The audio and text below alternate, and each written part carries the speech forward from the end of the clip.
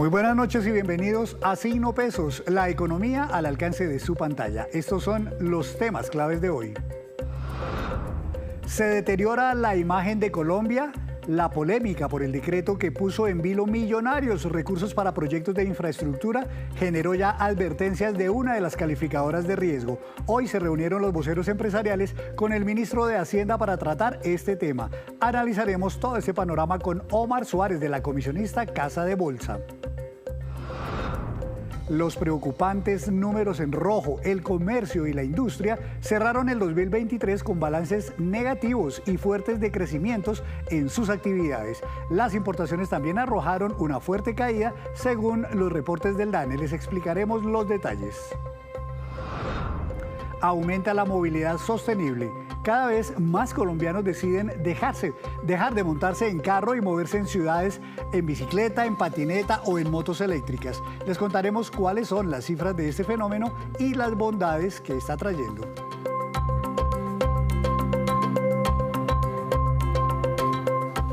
Comenzamos esta emisión de Signo Pesos hablando del tema de la semana y que sigue generando críticas y preocupaciones. Les hablo del decreto de liquidación del presupuesto general de la Nación para este año y que tiene en vilo la financiación de docenas de proyectos de infraestructura.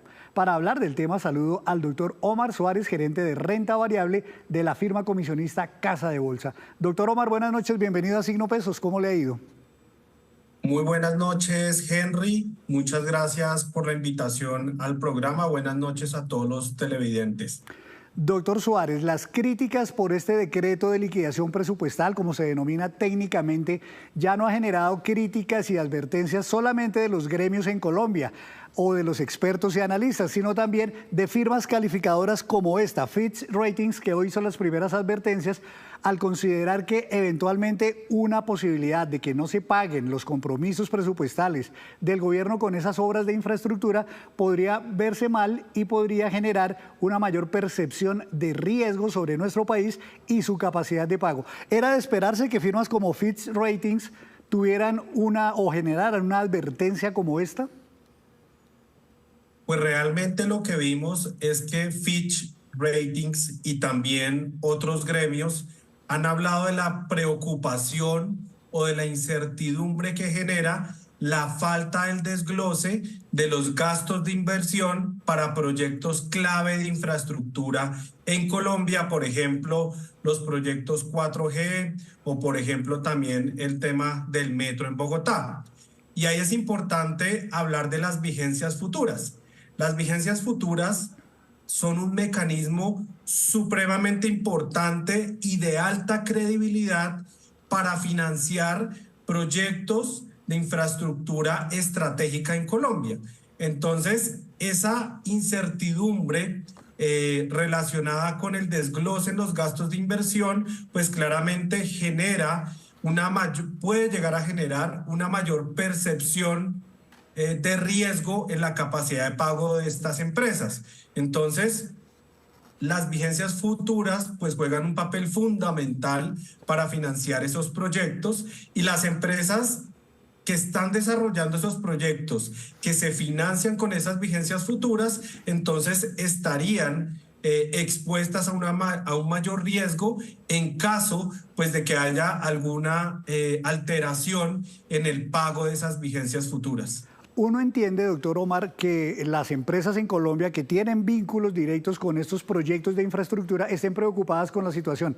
Pero ¿por qué desde el extranjero, desde una firma tan especializada como Fitch Ratings, vean con malos ojos, con preocupación, situaciones como esta que se está presentando en Colombia? Bueno, por un lado, porque Fitch Ratings mira y está todo el tiempo monitoreando y califica a algunas de esas entidades. Entonces, si Fitch Ratings es el que se encarga de mirar el riesgo crediticio y la capacidad de pago de esas empresas, pues claramente una disminución en los ingresos de esas empresas por el desarrollo de los proyectos de infraestructura, pues puede generar un deterioro en la calificación crediticia. Por otro lado, está el tema de la confianza inversionista. Claramente, una alteración en las reglas de juego, en las vigencias futuras, pues puede generar una pérdida de confianza en los inversionistas que desarrollan estos proyectos de infraestructura. Recordemos que han habido otro tipo de eventos, como por ejemplo el hecho de que no se haya incrementado las tarifas de peajes en el año 2023, pues eso también generó incertidumbre e impacta de manera negativa la confianza en el desarrollo de estos proyectos de infraestructura.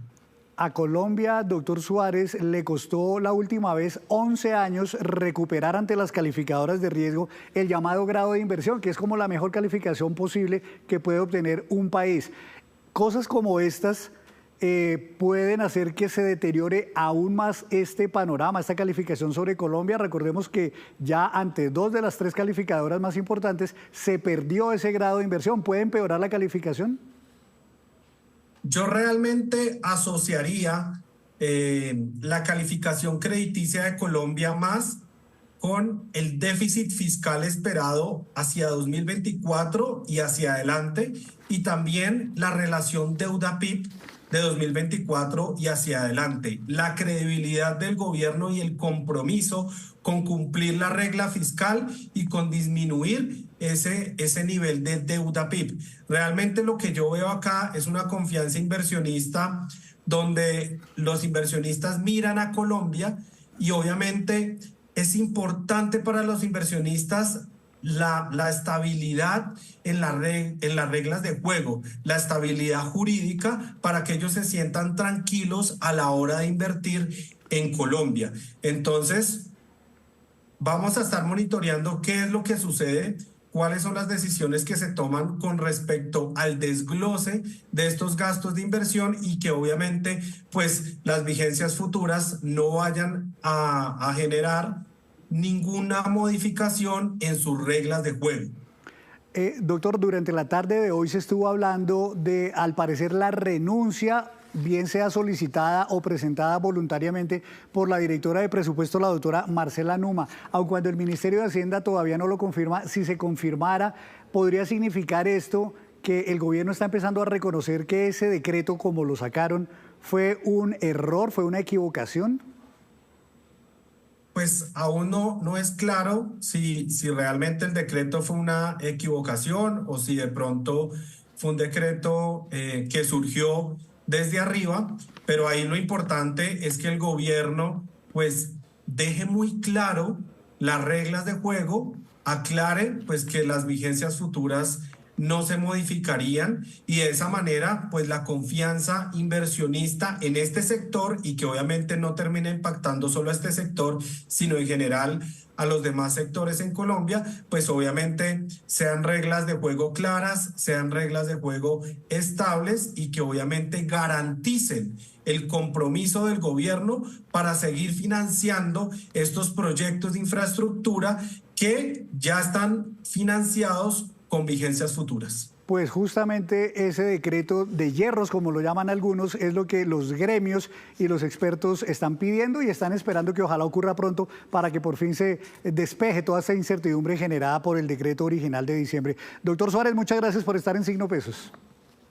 Muchas gracias a ustedes por la invitación al programa. Buena noche. Muchas gracias, tema muy preocupante. Y es que a propósito de este tema, hoy se produjo un encuentro entre el vocero del Consejo Gremial, Bruce McMaster, y el presidente de la Cámara de Infraestructura, Juan Martín Caicedo, con el ministro Ricardo Bonilla. A la salida hablamos con McMaster para conocer si hubo algún compromiso del gobierno para enmendar ese decreto. No lo hubo, pero se anunciaron nuevas reuniones de análisis. Estas fueron las conclusiones. Bueno, pues le expresamos nuestras preocupaciones al ministro, le contamos dónde residían las principales incertidumbres que él sabía, habíamos expresado nosotros a través de los comunicados que hemos sacado hasta ahora. Él nos explicó un poco el procedimiento con el cual han estado trabajando, nos contó que durante estos días seguirán trabajando, y nos contó que, o nos propuso, digamos, que estableciéramos como una mesa para que pudiéramos hacer como un análisis de los mecanismos que puedan generarle tranquilidad a los mercados. Somos conscientes nosotros de que la capacidad que tenga Colombia, por supuesto, de ofrecerle condiciones certeras y condiciones confiables a los mercados internacionales serán las que nos permitirán, por supuesto, desarrollar proyectos de infraestructura o proyectos, digamos, de construcción o de obras en donde tengamos involucrados inversionistas locales e internacionales. De manera que esta conversación fue una conversación amplia, abierta. Veremos a ver qué pasa en los próximos días. Fitch ya también sacó un comunicado expresando que están un poco preocupados y habla sobre la posibilidad de un aumento en el riesgo país. Yo creo que el ministro y el gobierno son conscientes de la importancia que hay en términos de que Colombia tenga, digamos, una buena calificación crediticia y que Colombia sea una buena contraparte para todos los inversionistas y para los mercados financieros. El ministro es consciente de eso, no tengo la menor duda de ello. Hacemos así una breve pausa, pero cuando regresemos espere cambios de última hora en la oferta de cursos virtuales del SENA para este año. Estén atentos, ya nos vemos.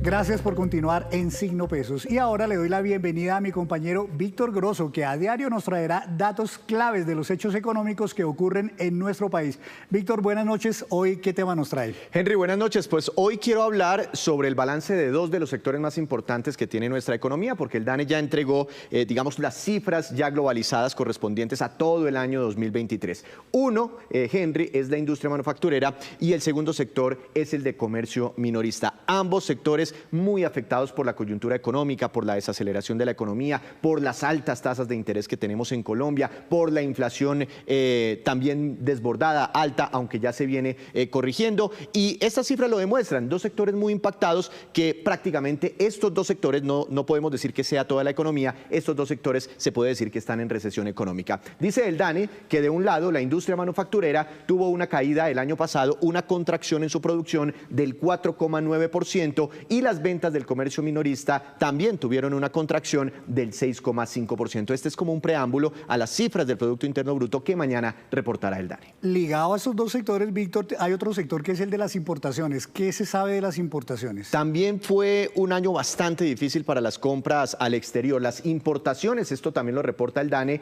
cayeron cerca de un 19% el año pasado. Compramos bienes y servicios al exterior desde Colombia por 62.797 millones de dólares. Y Henry, esto está también muy asociado con la desaceleración de la economía. Estamos desacelerados, entonces compramos menos cosas al exterior.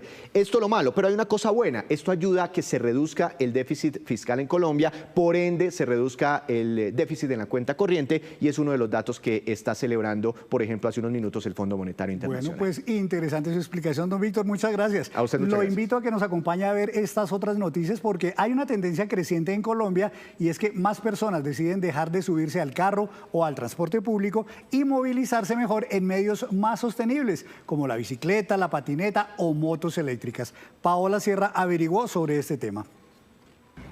Cada vez más colombianos están optando por moverse en la ciudad en bicicleta, patinetas eléctricas, vehículos eléctricos e incluso caminar para llegar a sus destinos. Por tiempo.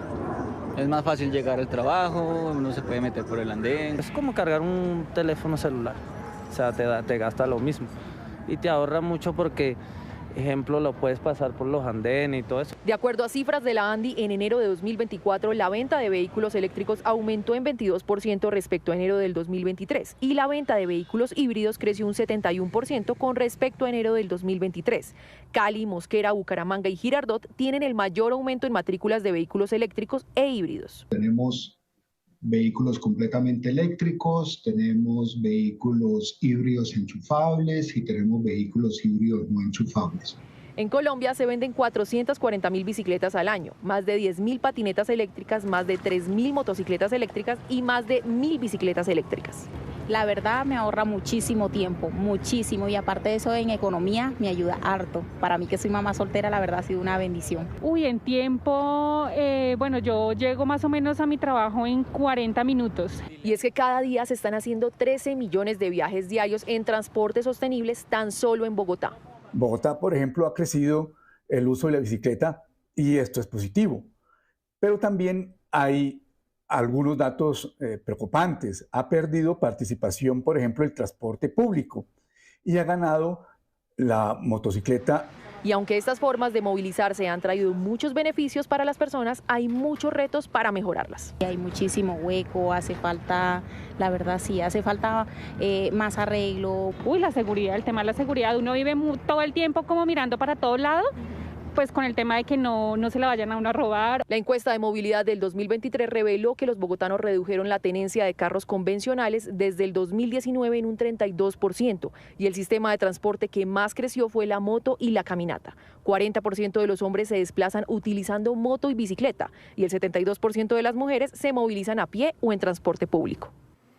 Y antes de despedirnos, los dejo con este dato. El SENA modificó la oferta de cursos virtuales para este año, a los cuales ingresan miles de jóvenes de todo el país. Ahora se incluyen casi 40 programas de diferente formación, tanto cursos técnicos como tecnológicos, que durarán entre 18 y 27 meses. Las inscripciones deberán realizarse a través de la plataforma SENA Sofía Plus entre el 2 y el 8 de abril.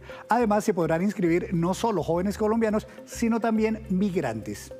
Y así terminamos por hoy. Los esperamos mañana con una nueva emisión y toda la información económica que usted necesita saber. Esto es Signo Pesos, la economía al alcance de su pantalla. Buenas noches.